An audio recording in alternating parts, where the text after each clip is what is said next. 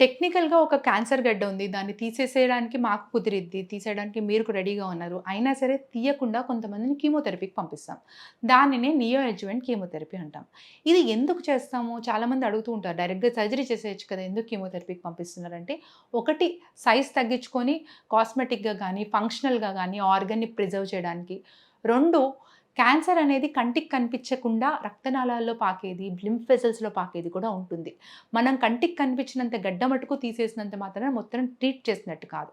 So, డైరెక్ట్‌గా మనం time ఇవ్వకుండా ఆ రక్తనాళాల్లో ఏదైతే క్యాన్సర్ ఉందో దాని మీద డైరెక్ట్‌గా అటాక్ చేసి కీమోథెరపీ అనేది చంపేయడానికి కూడా పనికొస్తుంది. అండ్ నియో అడ్జువెంట్ కీమోథెరపీ వల్ల ఇంకో అడ్వాంటేజ్ ఏంటంటే, క్యాన్సర్ అనేది మీ బాడీలో మందులకి ఎట్లా రెస్పాండ్ అవుతుంది అనేది డైరెక్ట్‌గా చెక్ చేస్తాము. రెస్పాన్స్ అవుతుందా? సేమ్ మెడిసిన్స్ కంటిన్యూ చేస్తాం. రెస్పాండ్ అవ్వట్లేదా? కొత్త మెడిసిన్స్ యాడ్ చేసుకోవచ్చు. సో, మీ డాక్టర్ మీకు నియో అడ్జువెంట్ కీమోథెరపీ అడ్వైస్ చేస్తే హెసిటేట్ చేయకండి.